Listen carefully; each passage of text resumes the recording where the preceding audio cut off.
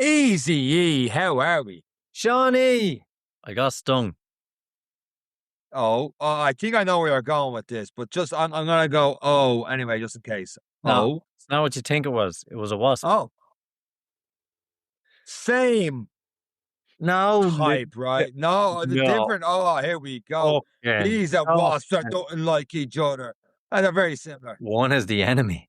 With a wasp net. See, like now I'm just the expert. If it flies and it stings, I'm now the expert. Call Ian Eric.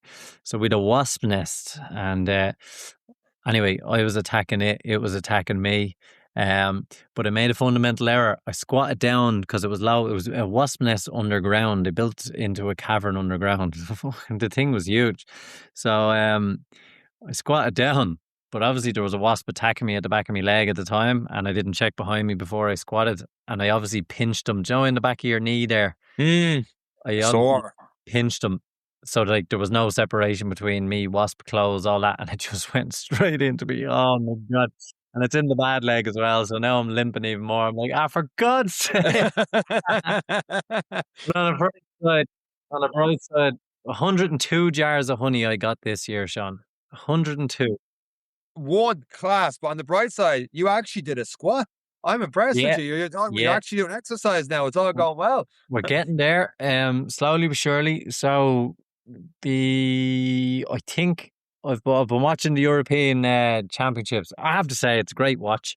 And for a long time, no, it's wrong to say because there's always been great athletes or one or two, but for a long time, but this time it felt like every time you seen a green jersey on a start line, you were like, could be a medal This here, could be you it. know? Yeah. It's absolutely, and it's such a thrill to watch. I don't know if anyone saw Mark English's race, but if anybody then saw the commentators' view, and it's two of them, like, we watched the race, but then there's the commentator's view where it's 50-50. Now, you'll always end up watching the race, but for the second or third time I watched it, I actually just watched the faces of the commentators and the faces of the other commentators around him as the two Irish lads are losing the plot. He's winning his first ever European gold, and like they were saying, he's 6 years the eldest in the field. He's 33 years old. And that's his first gold medal. So, you know, I don't think you're done at 24, 25. I think you can be getting warmed up, but it's just the excitement in the commentators is exactly how everyone's feeling on their couches. And if you haven't been watching it, it's been a spectacle. It's been so good, and the swimming, the running, and it's just great to see. Yeah, it's getting a lot more popular in the last couple of years, and it just like you say, you do have that feeling now of, oh God, we could medal here. Whereas I don't know, maybe 10, 15 years ago, whereas there's even an Irish guy in the starting lineup in the final. From what they've done, just seems absolutely phenomenal. Yeah, and all breaking national records, and like they're showing up, and you know, all you can hope for is to do your best on the day. But if you show up to a European Championships and then you run a national record on the day, you can't. You've done your absolute. You can't play. That's your absolute best. More than that, and that alone, like, is a sign of like whatever's going on in the background with coaching and their preparation and their recovery. That they're getting to the big day. They're giving it their best shot, primed. They maximize their effort, and wherever the chips fall, they fall on the day. But it's absolutely fantastic. It's been. Do you know? I have to say, the World Cup hasn't got a patch on it. I've far more enjoyed watching this than I did the World Cup. And not because Ireland weren't in it. There was just no spectacle for me in the World Cup. This was just amazing. And then you kind of just, if you've no skin in the game in the race, you're kind of just, it's kind of like horse race. The one in the blue looks like he'll win this one, and then you're backing a horse essentially, and it's just been really, really enjoyable. And you lose hours watching it, and I love how it cuts from that into the hammer, into the shot, into the this, into that, and you're just like, this is great. It really, really is. I've really, really enjoyed the last week of just leaving it on in the background while I'm reading something, and then look up for the start and the gun goes, and then a minute later, they finished a 500 meter, and I'm looking down, you know, like the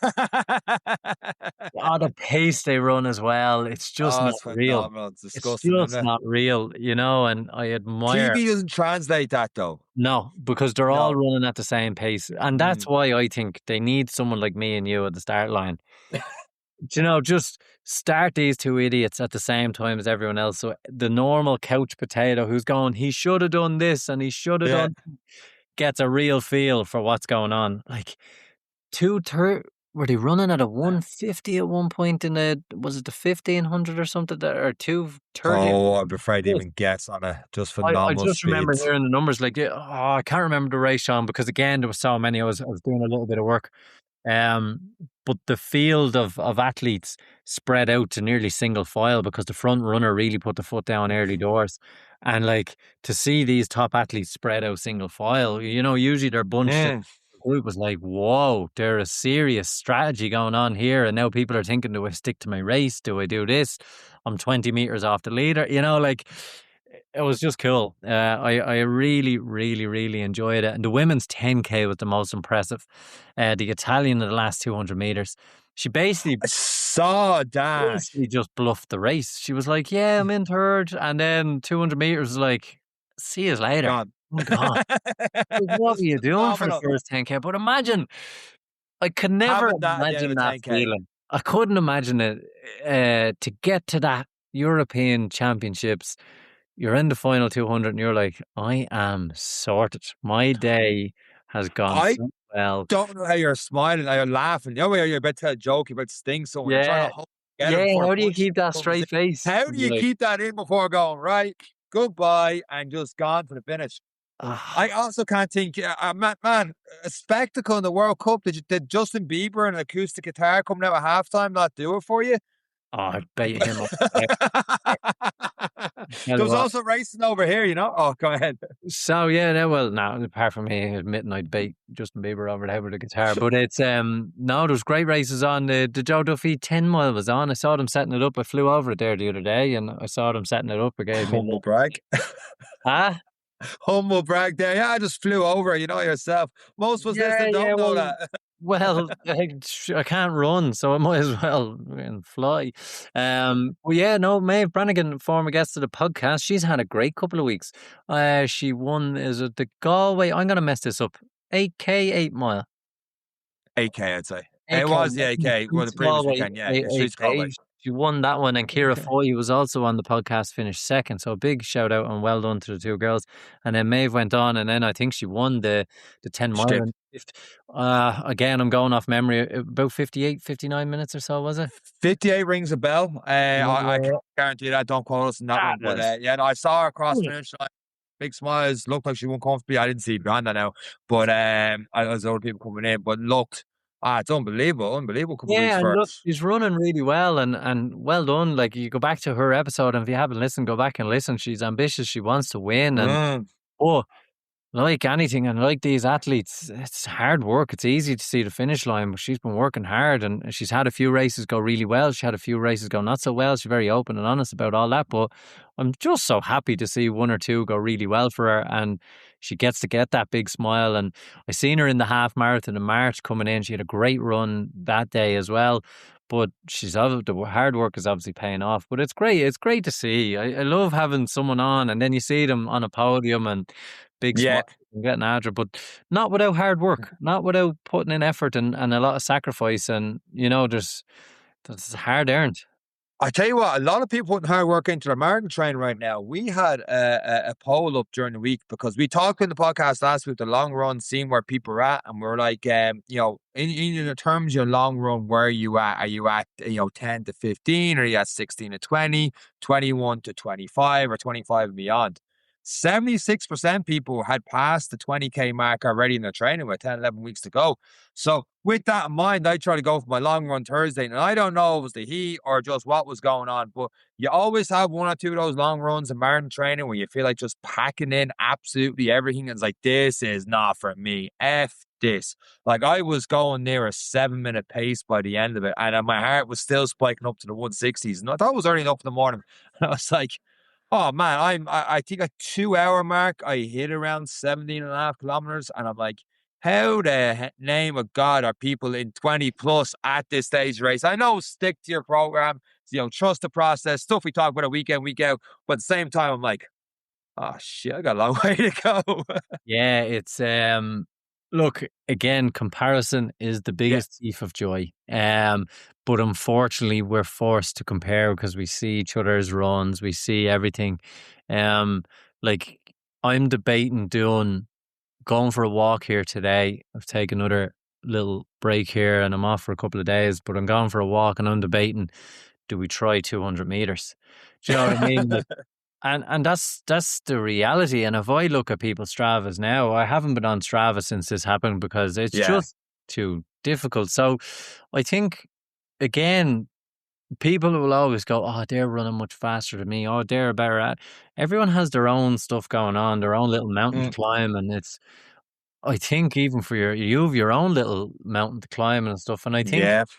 if anything, the biggest goal you can have is consistency. And that's something that I'm going to have to work on over the next little while as we progress through. It's just, it might only be 200 meters, but maybe I'll get that 3 times a day. And Mm. maybe next week it'll be a little bit more. Now, I am not going to start my watch and record 200 meters of running. That's not gonna happen. Do you know when people are like, "Oh, I just put it up online, for accountability." You can fuck off. So I might as well be going into Aldi up and down the aisles, the 5 aisles, might I add. I'm And still bothering you. still is, got it the other day. But yeah, it's just about consistency. I think if you're consistent, it doesn't matter about of course mileage matters, time on feet matters, but if you're consistent Mm. and you're getting out and you're doing it and you're putting in the right training, I think consistency makes you feel comfortable on the start line more than anything, more than I've ran. Now, like a lot of people like to go, "Oh, I did my 30k," so mentally they know it's only another 12. But what everyone is telling them and what people should be telling them, the race only starts then. So like, Yeah. are you really getting to know? I don't know. But consistency, knowing you've been out 3, 4, 5, 6, 7 times, sometimes 2 a day, whatever your training course may be, that gets you to the start line looking good, feeling good, and going, look, what's going to happen is going to happen. But if you can do it with a smile, and the hardest bit in training is training with a smile. Mm. For me, I always know, particularly back when I was doing more cycling, I'd get to a turn and I go, right, if I go right, it's 8k home. If I go left, it's 16k home. And then I start laughing. What way am I going to go when I start laughing? Yeah. So obviously we take the AK because only idiots go left. No, but it's No, no, no. no, it's but when you reach that flow and that only comes with consistency and you have to be a little bit stubborn and aggressive with yourself for a little while, but eventually the smile starts and you start go, right, well, what else can I do? So Mm. um I think I picked up one of my best marathons. I picked up an injury with 6 weeks to go and I kind of just limped to the start line, if that makes sense, and took that on in 2019, I think. So I didn't have the consistency. So I got to the start line going, shit. And I Mm. paid for it in that final 10k. So, it's I think if you can have a good run from now in, you're in a pretty good position.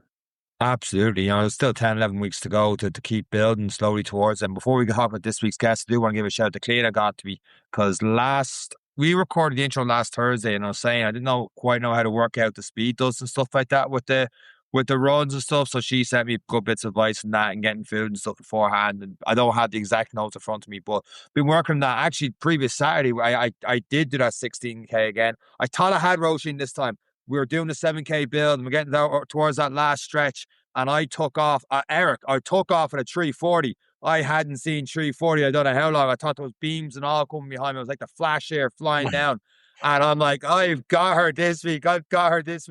400 meters to go. And then just the wheels fell off and she just cruised on by and Did went for she the run. laugh at you? Yes, she did. And it Yeah, was even that's good. worse this week because she did she did the Dendy Dozen thing. There's this thing on in Morton Stadium over the weekend where it's a 400-meter track and it's a different exercise and stuff between the Saturday.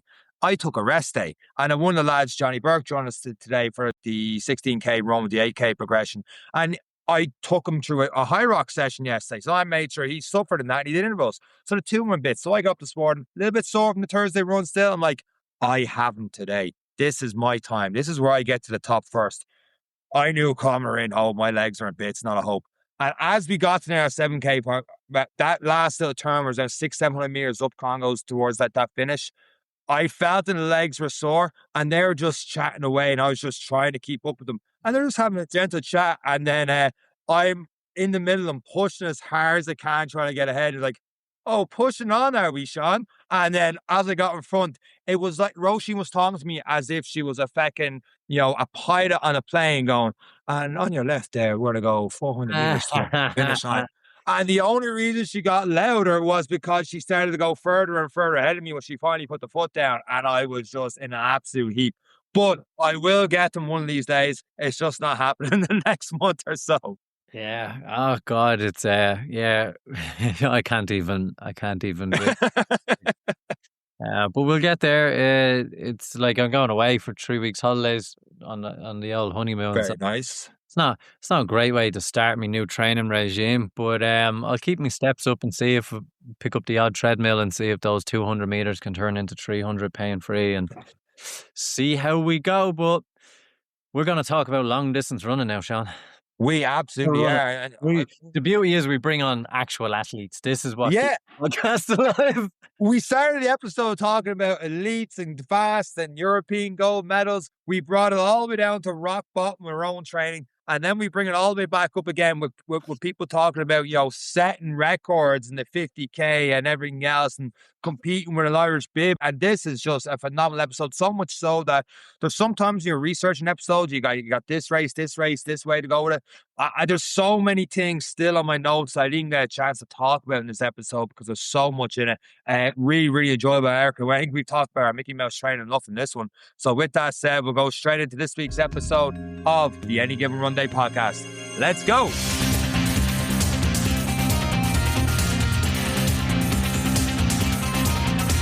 Our next guest on the Any Given Runday podcast is an elite Irish ultra runner. She received the Athletics Ireland Ultra Runner of the Year in 2024, not only for winning the Donadea 50k, but her time of 3:18 set an Irish record as well as the world age group record as well. She's had numerous trail wins, including female winner of the Maurice Mullins Ultra and the overall winner of the Waterville Trail Running Festival and Kerry Way Ultra Lite, with a record-breaking time in that event, I might add. She's also represented Ireland in the Anglo-Celtic Plate as well as in the European Off-Road Championships. Sorcha Loughnane, welcome to this week's episode of the Any Given Runday podcast. How are you getting on?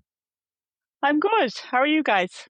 Good, Sorcha. Sean's not good. Like, you've won that many things, it turned into a tongue twister there. I'm surprised he made his way through that. Oh my God. I was struggling. We need a few more difficult races out of you there. A few more W's and a few more everything else. Sorcha, quite impressive. I don't even know where to start with that one. And as we do with every podcast, how did you get into long distance running and mountain running and trail running, and where did it all start for you? Well, I suppose when I was younger, I did a bit of running and then stopped and started doing much more unhealthy things in my teenage years and college days, but kind of came back to running. I actually started running again, training for the women's mini marathon, which was, God, I don't know how many years ago now, a good while ago. And I think I ran that in something like, I don't know, an hour and 10 minutes or something, like absolutely awful. But I just really loved the training for it, and then kind of started marathon training and just really enjoyed it and just loved the kind of the long runs and just kind of being out. And I just really started to enjoy it. So from there, just kind of started doing a few marathons, did Dublin, did a few other marathons around. I actually around, I think it was in COVID, I joined Donadea Harriers. And I actually, one of my club mates there, Aidan Burke, who'd be well known in the Immer scene, was encouraging us all to try a bit of mountain running. And I went and did an Immer race. I think the first Immer race I did was Paris Court Ridge. Absolutely woeful weather. Thought we were all going to get blown off Malin, and it was just really good crack, and I just really enjoyed it. And I think just kind of really enjoyed not looking at the watch, not kind of worrying about times, just kind of going out running and just kind of just kind of not thinking about splits or pace or anything like that. So yeah, that's kind of what kind of kicked off my whole, I suppose, kind of getting into the mountain and ultra scene as well. But I had done Donadea before that and really enjoyed that as well, and just kind of loved the vibe there, and just kind of, I'm just somebody who definitely is built for longer. So, it just kind of worked well for me. So, Sorcha, I want to bring you all the way back to the start, because when Sean gave your introduction, I couldn't actually relate to you at all, because it's phenomenal timing. And then you brought it back with the mini marathon with 1 hour and 10. I was like, yes, me and Sorcha can be friends. And then you lost me again in the first 3 minutes of the podcast. I want to go all the way back to that point though, because a lot of people fall out of sport, fall into sport, change sport, and they go into this transition period. When you finished that in the 1 hour and 10, where did the love or the want to go longer? Because we're going back to a time where like running is sexy now. It's cool. There's run clubs, there's coffee run clubs, everybody's talking about a marathon. But at that time, through the women's mini marathon, not a lot of people were taking on the marathon. It wasn't, you could get a ticket a couple of weeks beforehand. There wasn't much information online. We hadn't got Strava. So when you go from that stage of the mini marathon, what was that initial want to go that little bit further? And I know you alluded to you love the training, but it's a big difference, those paces, that commitment, that level of knowledge versus where you are now. But I'd like to go back to that start, if that's all right. yeah. I mean, I think it was just, even when I was training for a 10K, it was the long runs that I enjoyed. That was the part of training that I really kind of got a lot out of. I really kind of noticed that idea of, you go for a half-hour run and you feel good. You go for an hour-long run, you feel great. That kind of thing of just how it makes you feel. I think that kind of, the people I think who kind of get that from running really kind of, feel it even more the longer you go. So yeah, I think that was a huge part of it. But I think I probably knew, look, I know I can do way better. I know I had kind of a bit of running in my background from school. And just kind of everything felt like, okay, there's a bit of muscle memory there. There's a bit of kind of, just feeling like it felt familiar to me. So I think that was a huge part of it. And, just, I suppose one of the things that, and you're right, running definitely wasn't anywhere near as kind of big as it is now. And I think the first Dublin marathon I did was maybe 2008, maybe. And it just, I don't know, it just felt like, maybe even felt like something a bit different, whereas now it feels very familiar. But yeah, I kind of thought, God, not a lot of people I know are doing this, but it's actually great. It's, kind of just great headspace, so yeah. Circa, you said there, I think I could do a bit better stuff getting back in the running. But that 2008 Dublin Marathon, at 3:28, and I've heard you did like 3-4 runs a week and stuff leading up into that. What part of finishing that made you go, I could do a bit better? And then it took 10 years between then to sign up with Gary O'Hanlon. So what happened at the end of that race? And then what happened in 10 years to bring yourself to, Gary's name's been mentioned a lot in the podcast. He won't come on, Gary, but his name's been mentioned a lot in the podcast. With elite runners, obviously, like yourself. So what's going on there?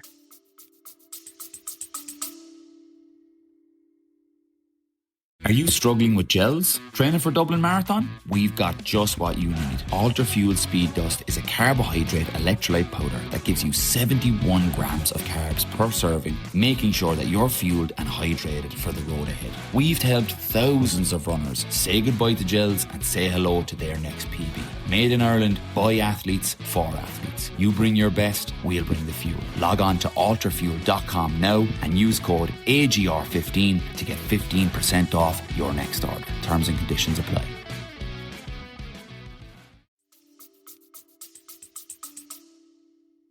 Well, when I did that 3:28, and like I kind of, I did have in my head, I could maybe do sub 3:30, and yeah, I don't know, I was kind of, I wasn't really taking training seriously or whatever.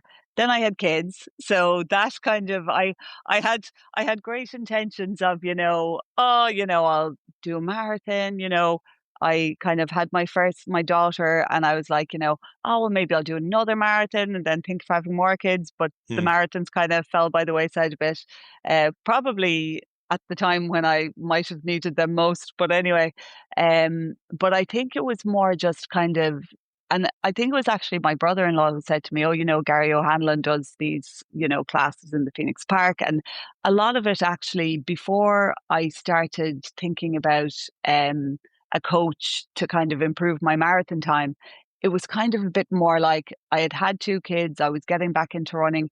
It was probably a bit more around going and joining Gary's running group in the park and trying to find people to run with. So that was probably more my motivation after doing that 328 was, oh, I kind of want to, run with some people that might be at a similar level. I want to try and, kind of just maybe it was more of a social thing at that stage before I really kind of thought, oh, I actually want to kind of work with Gary and get more serious about bringing my marathon time down. So I think that was probably more the motivation at the beginning.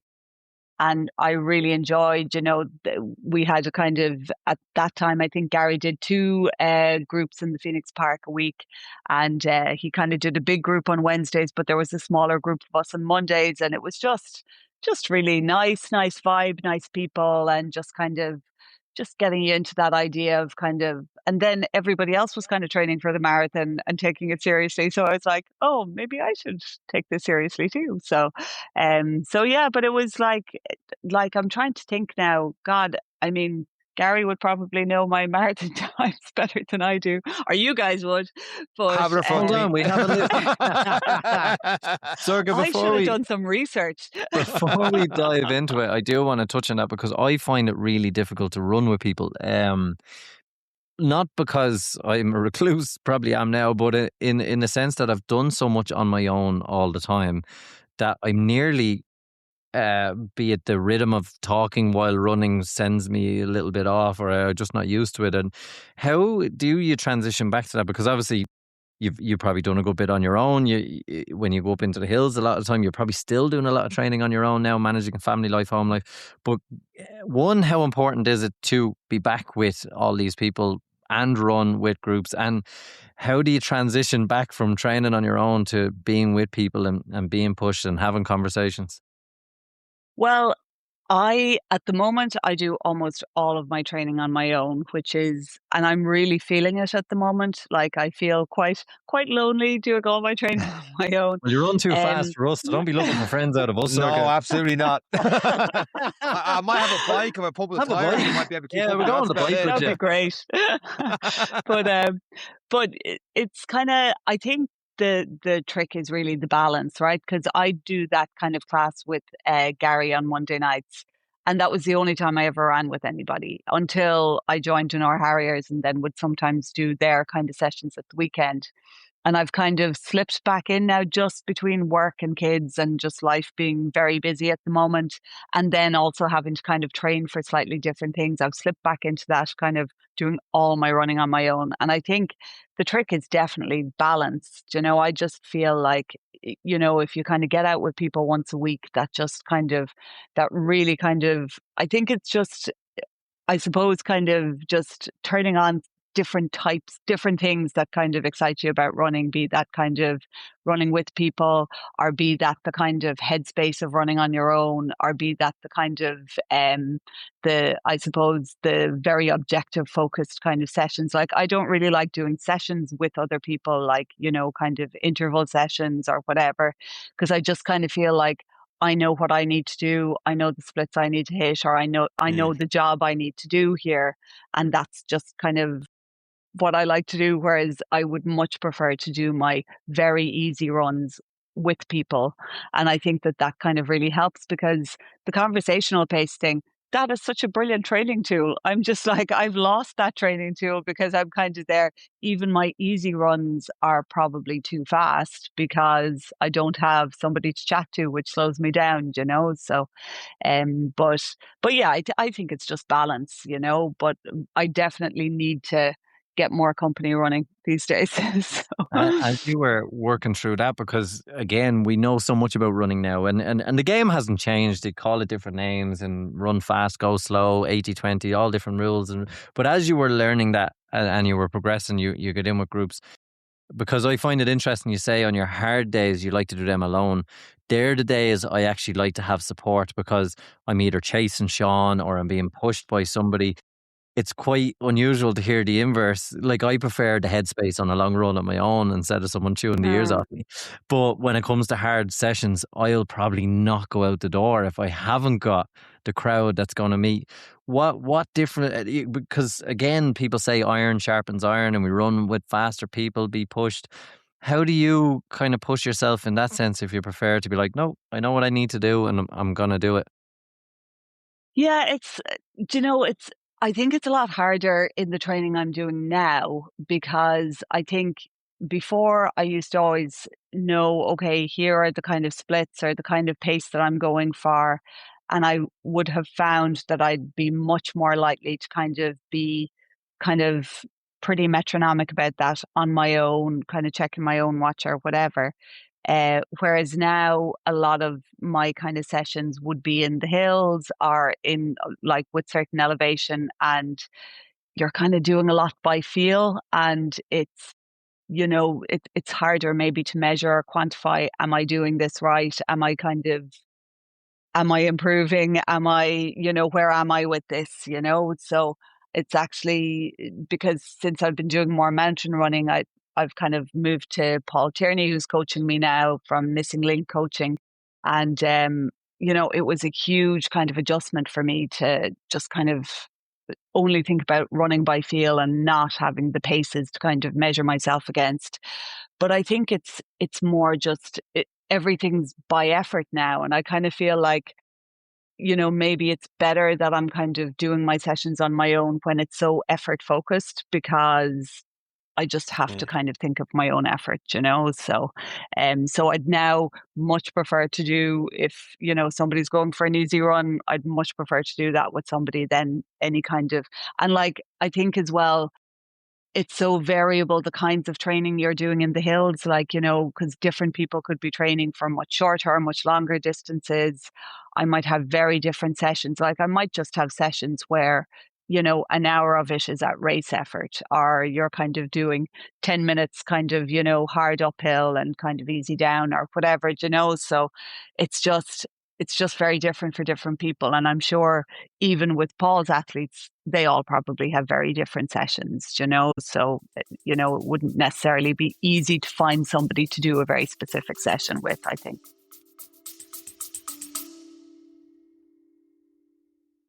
Training for the Dublin Marathon? Then recovery should be part of your plan from day one.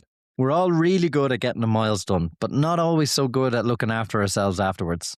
That's why Ultra Pure Sports Recovery Kit is worth checking out. It's packed with 4 recovery essentials, plus a reflective band to help support your training journey. There's a foot soak for a relaxing reset, Epsom salt leave-on gel for targeted post-workout recovery support, Arnica cream for bumps and bruises, which I now have many, and wintergreen heat rub for instant warming support before or after training. So whether you're heading out for a long run or recovering from one, making recovery part of your routine can help keep you moving. Head to ultrapurelabs.ie and check out the Ultra Pure Sports Recovery Kit. Train hard, recover smart, and get ready for Marathon Day. Where did this love for the trails come from, Sorcha? Because just to go back to the numbers there for your marathon, when you went with Gary 2018, you did a 309. The following year, you did a 255, and I nowhere near that. But I remember finally I broke 4. I was like, ooh, I don't think I'll get much further than this. I want to go longer, and that's what led me towards trails and that kind of challenge. So I knew I was never going to be anywhere near competing or fast or that kind of thing. But you were getting fast in the marathon. You broke the 3 hour 255. You went on to a lot under that as well. So where did you decide, actually, I want to do something different, trails, the hills, and all that start coming into your training? Well, I think, when I'd come home to Kerry, I always quite liked running on the trails, just get off the road a bit. Like, it combines just everything that's great about kind of the outdoors. You're kind of up in the hills, beautiful scenery, lovely, climbs and whatever, but getting that kind of running kind of, dopamine hit or whatever as well. But I think, the other thing was I think I had done maybe two 2:45s in the marathon or whatever. And I guess I was kind of finding it, the idea of kind of trying to kind of whittle that marathon time down, it just seemed like a bit of a punishing thing for me to try and do. Like, I wasn't sure I was going to get any faster. And I just kind of thought, God, do I have the graw for it now to just be kind of going out there and trying to kind of, hit those 6-minute splits or 5:55s or, and just, I think I think I had kind of done maybe 10 years of marathon training and felt like, I'm not, I want to do something different now. And just maybe, I just kind of didn't have that kind of hunger for it, So, Yeah. so that was it. But also, like yourself, I kind of thought I definitely have a ceiling here, and I'm pretty much at it, I think. And like I know kind of other people would have said to me, "Oh, you could go sub 2:40," and I was like, I don't think so. I think I've reached a point now where, anything beyond that is going to get really, really uncomfortable. And the I'm mileage you're doing to get to that circuit is phenomenal. I was reading you're doing 85 plus miles a week. Yeah, and look, that's the other thing is, like, I'm 50 this month, and I just, like, I couldn't put in that kind of mileage. And, like, I I actually dealt with, like, I do think I respond well to kind of high mileage in training, and Gary was always kind of a pretty high mileage coach. But, like, even, and it was great having a coach who was getting older while you were getting older, because he was like, "Oh, I can't handle it anymore either." But but yeah, like, I think at my age you can't do that kind of mileage. You just can't. You have to do something different. And now, like, I suppose a lot of my training now is based on time. It's like an hour long easy run or whatever. So, Yeah. and that was another adjustment, other than learning how to, kind of, like, stop being obsessed with paces and kind of, minutes per mile or whatever, to start kind of saying, right, it doesn't matter how many miles I've done this week. It just, if I've hit, 9 hours, 10 hours, whatever, that's great, so, or whatever it is, 7, whatever. But yeah, I think, the body can only do so much, really, I think. Absolutely, yeah.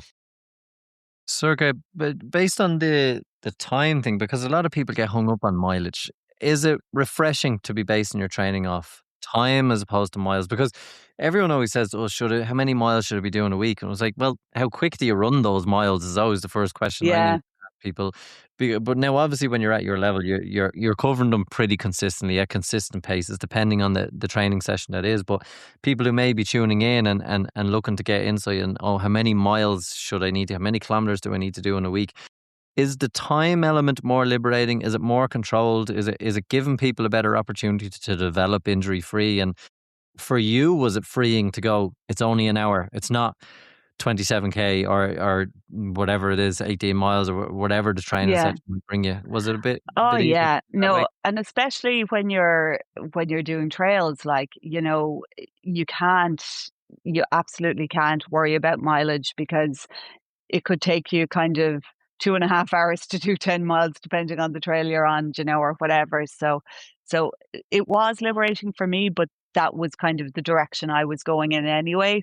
But I think, to be honest, I'm sure even if you are doing kind of just road stuff or whatever, I do think time probably is the most important factor in some ways, because, as you say, like, it's going to take some people a lot longer to hit, certain mileage. It's kind of like people always say, it's probably a lot harder for the people at the back of the pack of the marathon.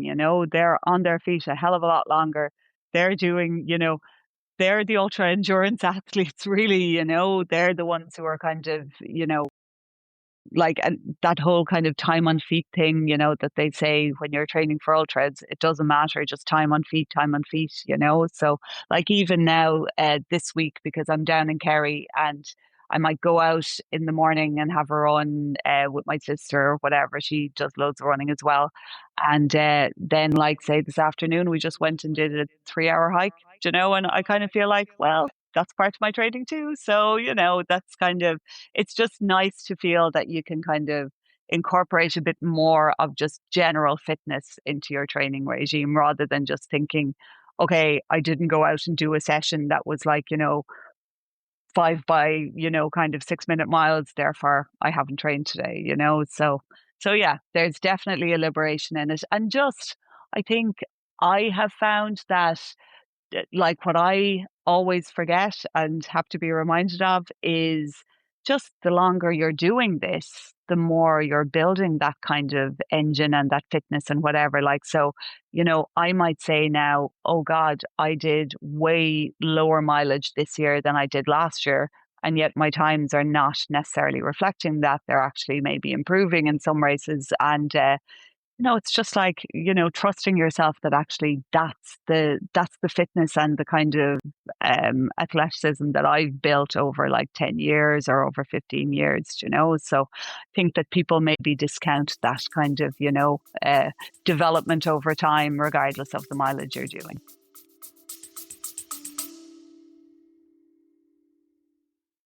Most runners don't have a training problem, they have a guessing problem. If you've never had your VO2 max or metabolism measured, there's a good chance you're training at the wrong intensity, missing valuable adaptations, or getting your race nutrition wrong. Or running it all, Eric. Health Matters replaces guesswork with data. With over 15 years of experience and more than 25,000 performance tests completed, they're one of Europe's most experienced performance testing providers. In a single test, you'll discover your true VO2 max, peak heart rate, your 5 personalized training zones, your aerobic and anaerobic thresholds, and your carbohydrate requirements for training and racing. Your results are available immediately and are explained in full on the day, so you'll leave knowing exactly how to train, how to pace, how to fuel for your next event. Health Matters are based in Dublin, welcoming clients from across Ireland every week. They also provide on-site testing for running clubs, corporate wellbeing programs and groups nationwide. You can find out more or book your test at myhealthmatters.ie, because your health matters, so train with data so you can race with confidence. Sorcha, I want to ask about how you fuel to do so much miles, but before I do, Badly. that's what I'm getting to, Sorcha. That's what I'm getting to. One of the things in the intro I mentioned was you represented Ireland doing the Agile Celtic Plate. And as cool as that is, it was also a reminder to ask you about when you did it back in 2021. Your fueling strategy that day and what you brought with you. I read the blog on a circus, so don't lie to us. And John since is then, worse than Eric's a going to guard here. He relate to knows this. more about you than you know about yourself. Fucking Detective John with his little French coat. Yeah. How has your nutrition gone for these sort of races? Well, I think this is definitely a lesson in, you know, kind of how ultra running is a lot more than just kind of learning how to run more miles. It's there's a whole kind of, you know, skill set and knowledge base that you have to build up. So, as you know, it was my first 100k, and it was on the road, and it was loops of Mondello Park, and it was like it was horrendous actually. And it wasn't a happy experience. And oh my God, Katrina Jennings was doing the race as well. She won that day, and I'm not sure, did she set an Irish record that day? Anyway, she was just a machine. She was like, it was a sight to behold. She was amazing. So I rocked up that day with, as you obviously know, Sean, because you're asking me about it, 2 burritos. 2 burritos, which I thought I'm definitely going to eat them. Yeah, that's exactly what I need, because that's what I heard people who do ultras eat. And I think I had a few gels. I think I had a couple of bananas.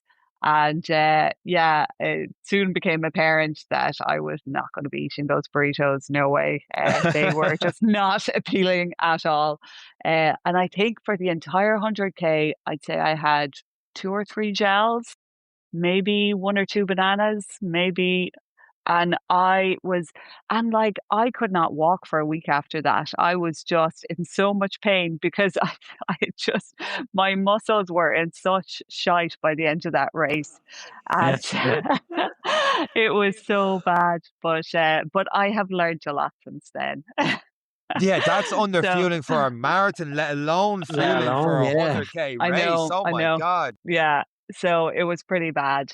And like since then, now I would say I'm still not amazing at fueling, but the last few I've got quite good at saying, right, okay, just little and often, and I'm getting quite good at that in ultras. And so the last few ultras I've been really pleased now. I've, got about 70 grams an hour. And I think the other trick with ultras is, sometimes you can kind of say, oh, I averaged out, 60, 70 grams an hour or 80 grams an hour or whatever. But a lot of people might fuel well at the start, but then it really drops off at the end. And I think, with ultras, it's just about consistently fueling well right up to the end, just kind of, doesn't matter if you've only got 5K left, take that gel, so all of that kind of stuff. So those are all things that I'm kind of learning, obviously, like, Paul, my coach, is helping a lot with that, but just kind of learning from other people who I'm kind of, doing ultras with, just reading about it more, but also just kind of seeing what an impact it's had on my own ultra running, because I never want to have that same experience again. So it kind of, and like I really must do another road 100k and just kind of see it, was that experience just miserable because I underfueled so badly. Mm. But yeah.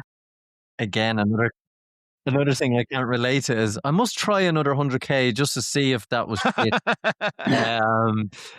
It's very good, and I just want to touch on that more because again, people are going to touch on that. What do ultra runners take on? Because I know for me, over a marathon, you take on X amount of gels, you start to feel a bit. You don't even want to take them on. Now that's half the body not wanting to take on or not wanting to use the energy to take it on, but the other half is the sweetness, the sugarness, and all of that. And people are using the likes of Ultra Nutrition now and Speed Dust, and we're hearing everything that's coming. What do you take on board? Is it more a whole food approach? Do you still make use of the gels because they're light? Wait, what do you take on for, say, your marathon versus? Now I'm like for marathons, like gels completely, and then for any of the kind of trail ultras I've done, I'm pretty much a mix of gels and drink mix. So, and the drink mix just because it's easy to kind of take on, consistently over time. Now I'm a bit worried because I've got 100k in Chamonix coming up, and I'm a bit worried about that because, there's certain like, will they have a drink mix that I like? So trying to kind of practice with whatever they'll have in the aid stations or whatever will make it easy to carry. But yeah, so no, I'm still pretty much gels and kind of drink mix. I don't like, I do think that there's sometimes like there was a kind of trail 100k I did where I really just, I wasn't feeling great and I just couldn't take on sugar, and like I was kind of craving more salty stuff anyway. So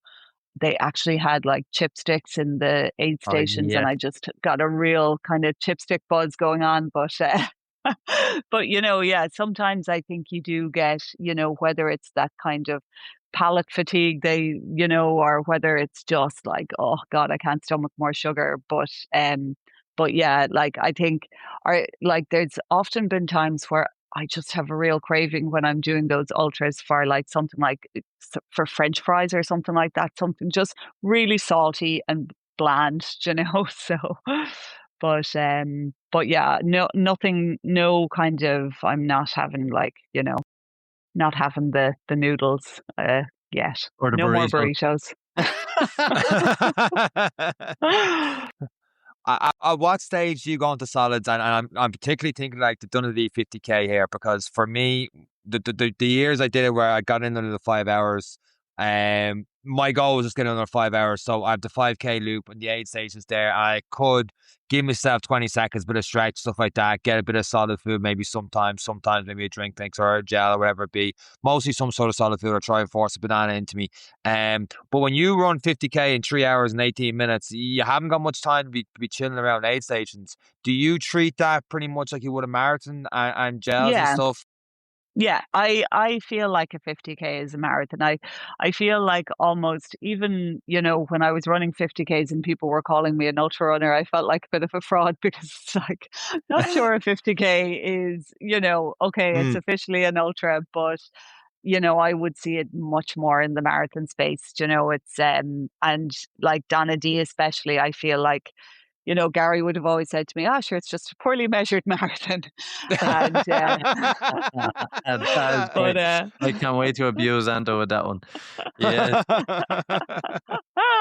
but you definitely, I like my training, everything. I have always approached Donadea like a marathon more so than an ultra, and fuel in that way, and kind of everything about it really. I think it has an ultra vibe, just because it's got that kind of dirt baggy vibe to it that we all love, Yeah. So, but yeah, it's definitely, closer to a road marathon than it is to a trail ultra. So, it's but yeah, like that was all gels and drinks, so and then you have the advantage of kind of passing every 5k, so you can kind of, you don't, like, I think the thing that's stressing me out about, say, this 100k that I'm doing at the end of the month now is, carrying everything, like, how many drop bags will I have? If I only have one drop bag, how much do I have to carry?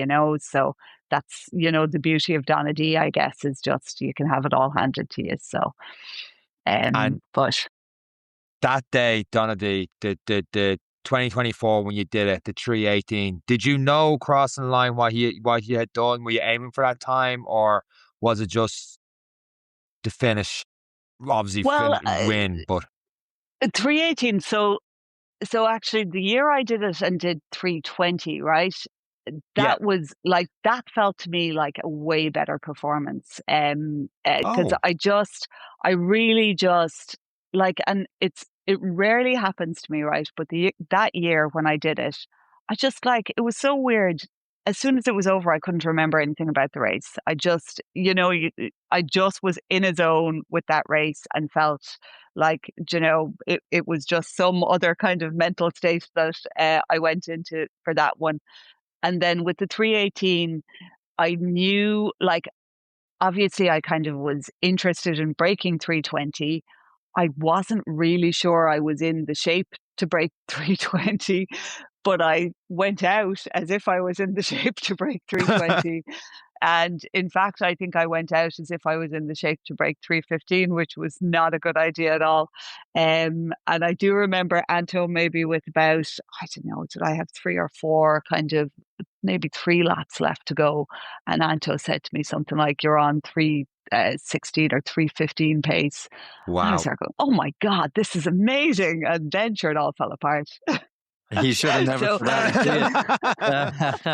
so the 318 was probably just kind of hanging on. That was how that one was. Whereas the 320 felt like, in fact, like the 320, I was so happy with that performance, and just kind of how it all went.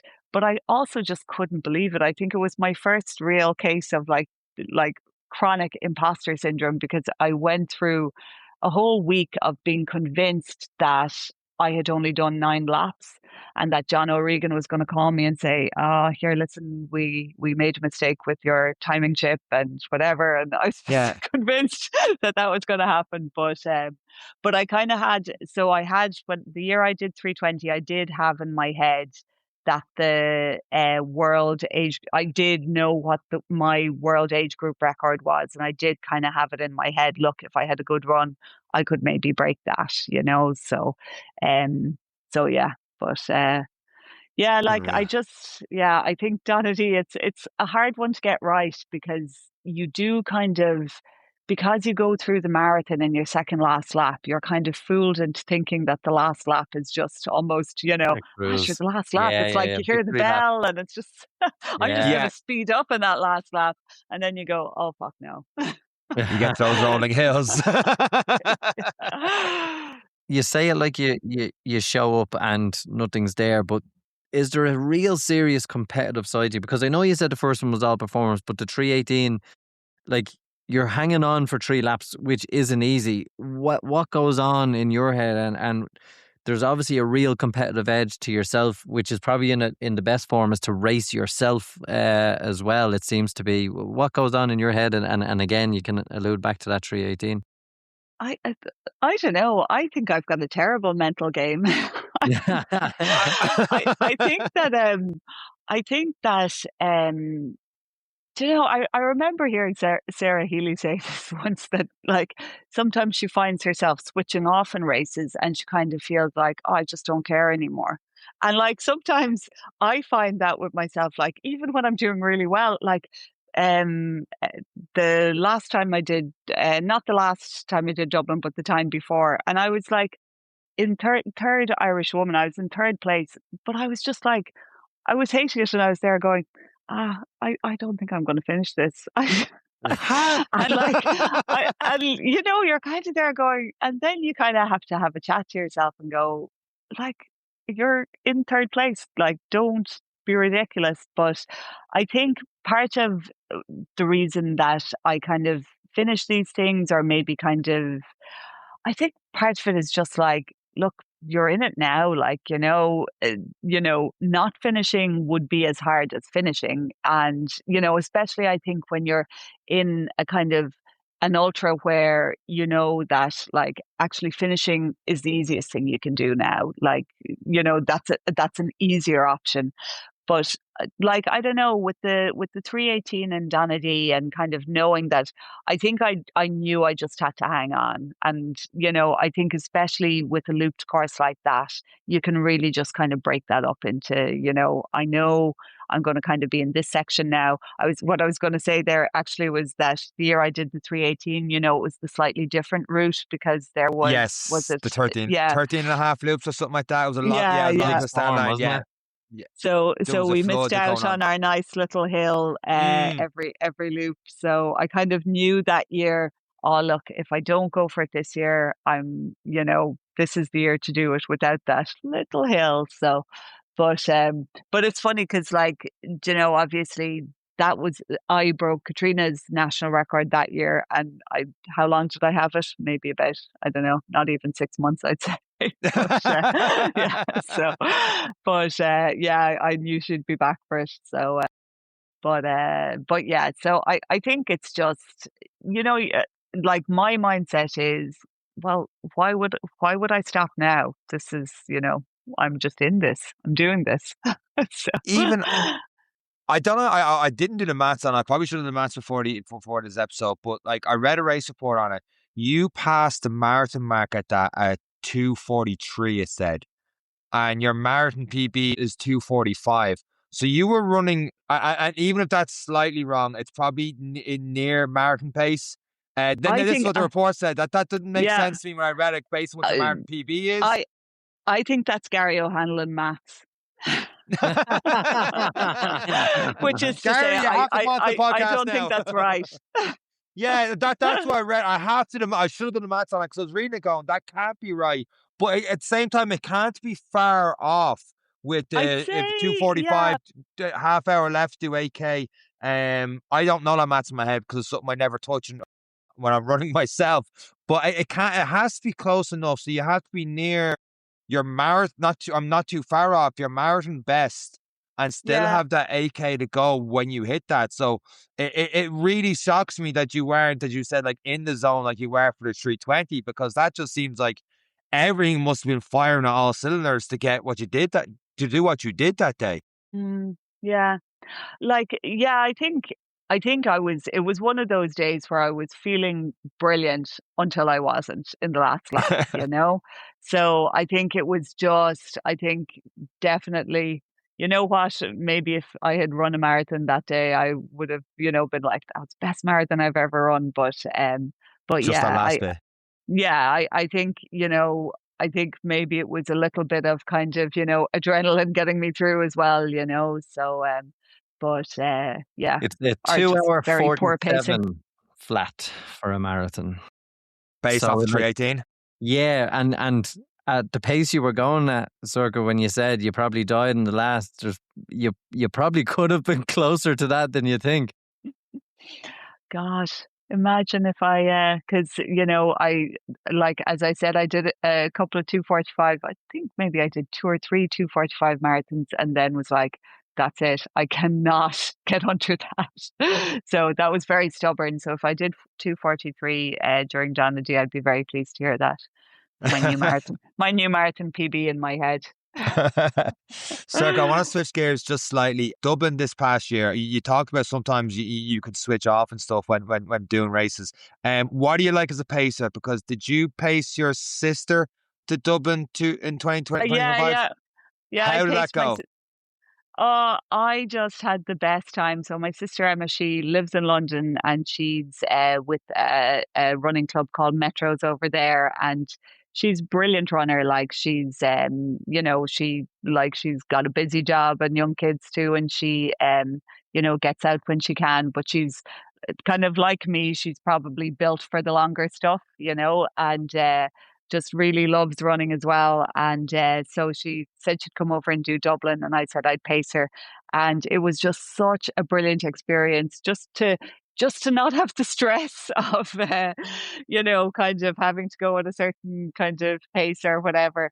But I think as a pacer, like, okay, look, she's my sister and I know her really well, so I could be a bit mean to her at the end and kind of say, come on, like, because and actually, she's probably like me. She's not brilliant at the fueling. And at about 17 miles, I was trying to bully her into taking another gel. And she was like, oh, I think my stomach might kind of give out if I take another one.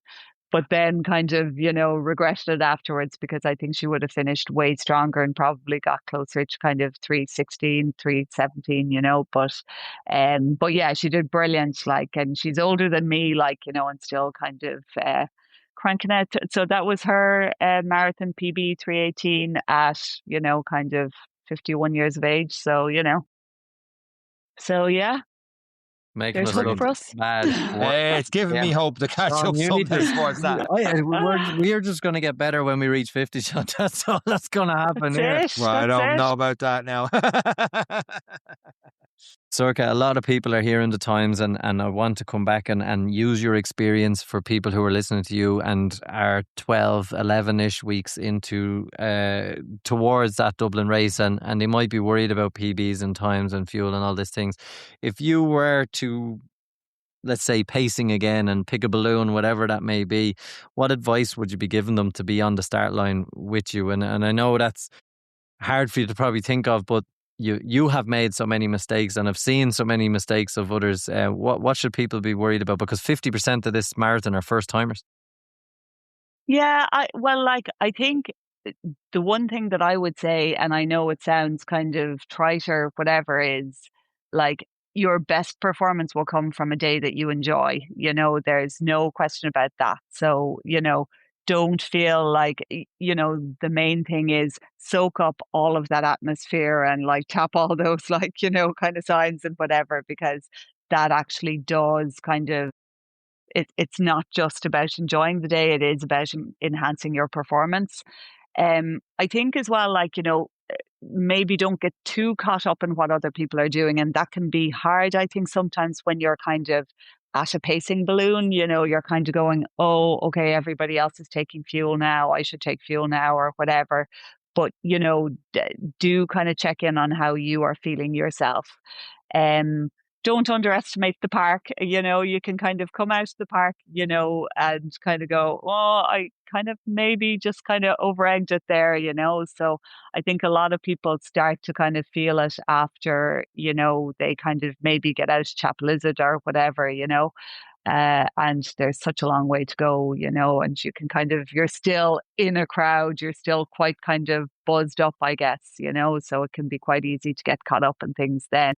So I think, you know, just steady until after chapel, is it, you know, and then, you know, if you're feeling good, you know, whatever, push on, you know. But so, yeah, I think absolutely checking in with yourself, because like those, like, and I've kind of found myself running with the kind of balloon pacers, and like, you know, they're brilliant, and like, you know, Anto and Anne and all, like, you know, they do a brilliant job and they're great, but you have to kind of, you know, just check in on yourself and see how you're feeling as well, you know. So, um, and fuel well right up until the end. They're giving out burritos on the start line, circus burrito Yeah, shop. yeah.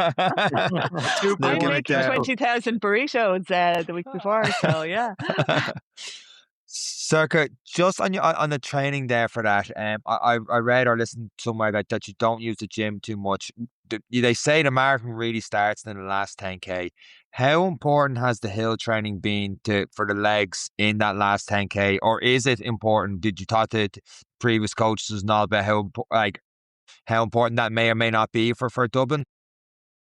Like, I am very bad at any kind of strength and conditioning, and I'm finding it really hard to, even like now for the hill training, I'm doing kind of a lot more isometrics and plyometrics, and you know, very very low level for me. But yeah, I'm really bad. I need to do more strength training, and I guess definitely I would feel like the hill training kind of like it does give you a certain amount of strength that you kind of Right. know. Like I wouldn't fear a road marathon at any point in my running year now. There's no point at which I'd go, God, I couldn't run, like, you know, kind of 320, you know, or whatever on the road.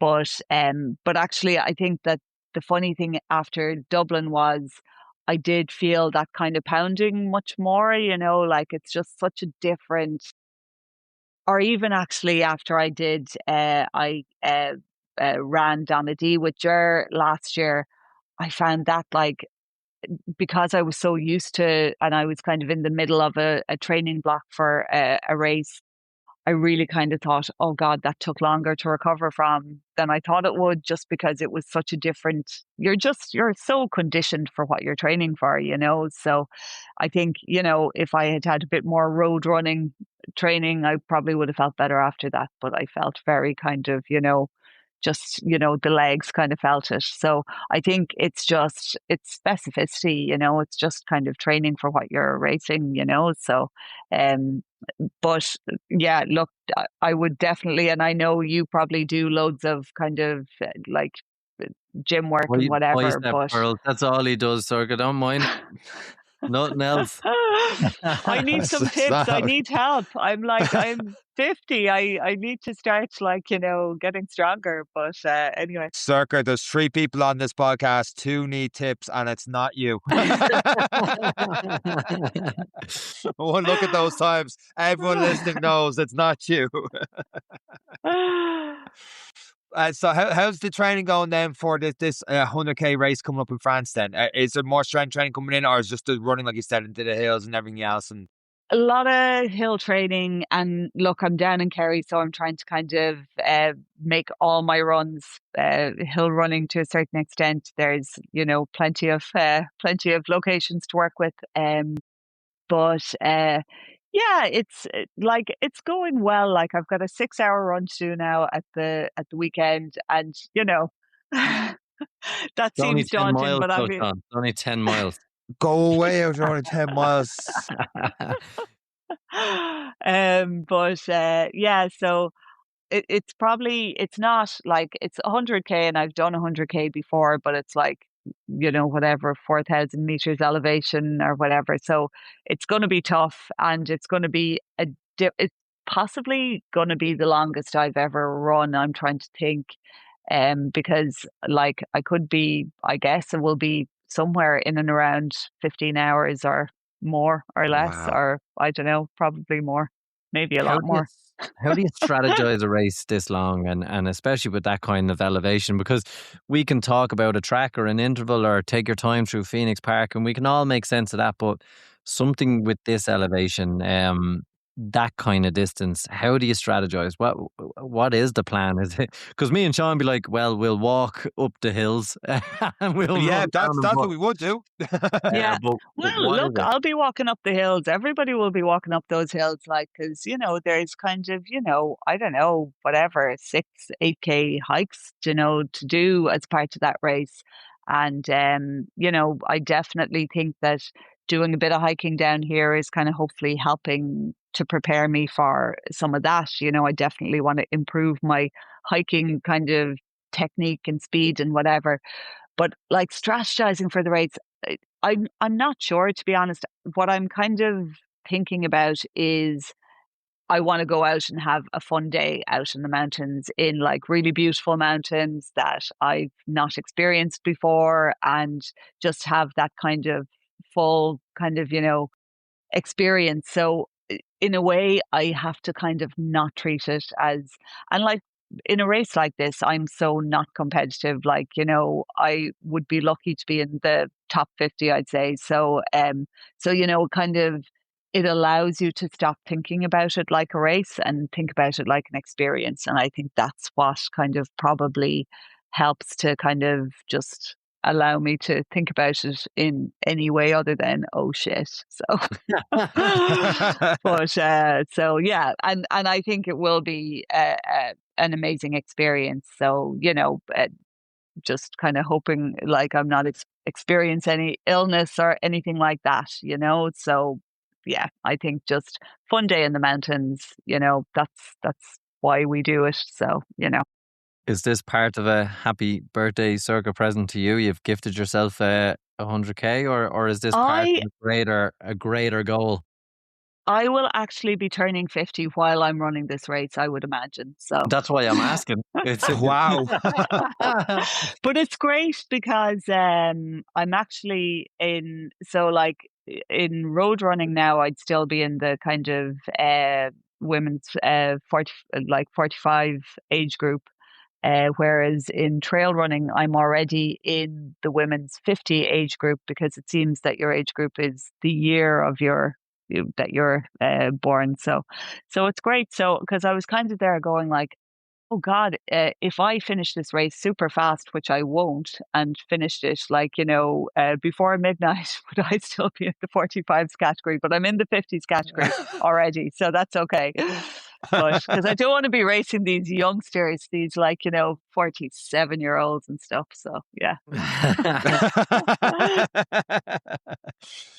Circa, we've taken a lot of your time, and we can't even tip the iceberg on what you've done in terms of trails back in Ireland. But what stands out, I suppose, what stands out for you, for someone listening, go a trail run Ireland ultra distance from the races? 'Cause you've done a lot of races there. I kind of think I know the answer based on where you are right now, but maybe I'm wrong. But what ultras stand out to you for someone to do trails over here? Well, I mean, I did Waterville Trail Fest there, and I love that race. I just love that route. I'm really familiar with it. It's kind of a Kerry Way loop, kind of inland and coastal. It's not an ultra, although maybe it officially is. Maybe it's like 43, I think so. 43k. It probably just about Yeah. qualifies. So I really loved that race. And actually my sister, it was her first trail race and she did it this year and she loved it as well. She had a brilliant experience.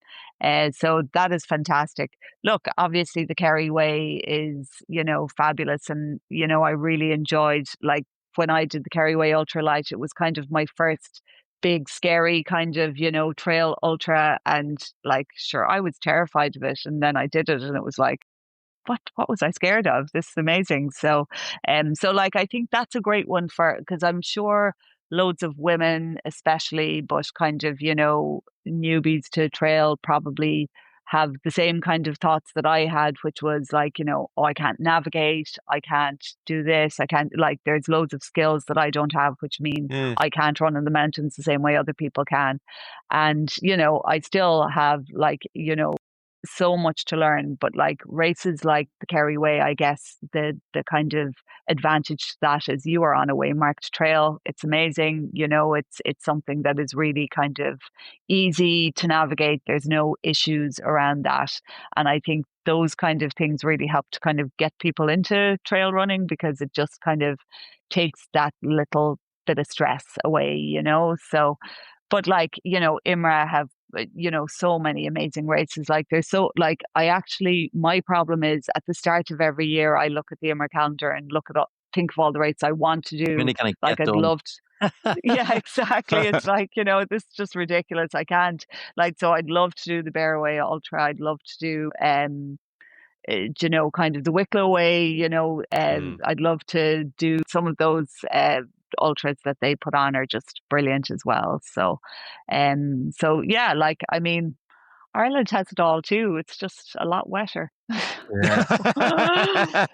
Need to accept that you're just gonna like come home wet. So You wouldn't be drawn to any of these multi-days spine 500Ks, because you do say the long distance suits you, but at what point is the long distance too long? I would definitely be drawn to some of those ones, like, be they kind of multi-day, like you're kind of starting fresh each day, or just kind of super long ones. Like the spine, I think part of the issue with something like that, like, just I am so shit in really cold kind of, conditions. Like I think I'd probably be more inclined to do the summer spine than the winter spine. But Very fair. but yeah, I kind of, I like suffering, but there's a definite kind of limit to the suffering I like. But yeah, like I think my next thing now is like I definitely want to do 100-milers, I think that would be the next thing. So I'd love to do the full Kerry Way. I'd love to kind of do some other 100-milers around Europe or whatever. So I think that would be kind of let's see how I get on with 100 miles, because like, in fairness, I still have only done baby ultras really. So, I'm pretty sure a lot of people would not agree with the term baby ultra. That's a contradiction in itself. But Sorcha, it's been absolutely phenomenal listening to you for the past hour. Myself and Eric couldn't relate to you apart from burritos at the start, and that was it. Then we were gone. But it's been brilliant, and absolute best of luck next month in France with that 100k race. Thank you, and best of luck with your own training as well. And hopefully see you in Dublin. Absolutely, we'll see me in Dublin. Are you doing Dublin this year? I'm not planning to, unless like some kind of, total FOMO hits me, or I kind of go, oh, maybe I'll pace it, or I don't know. But yeah, I don't think so. But I'll be around. I'll be cheering. So if you were, there's a chance I might see the start line, but I know for sure I won't see you anywhere near the finish line. You'll be gone home. I'll still be wet out there doing it. Well, fair play to you. And on that note, thank you very much for listening to this week's episode of the Any Given Runday podcast from myself, Sorcha, and Eric. Take care. Thanks, guys. Bye.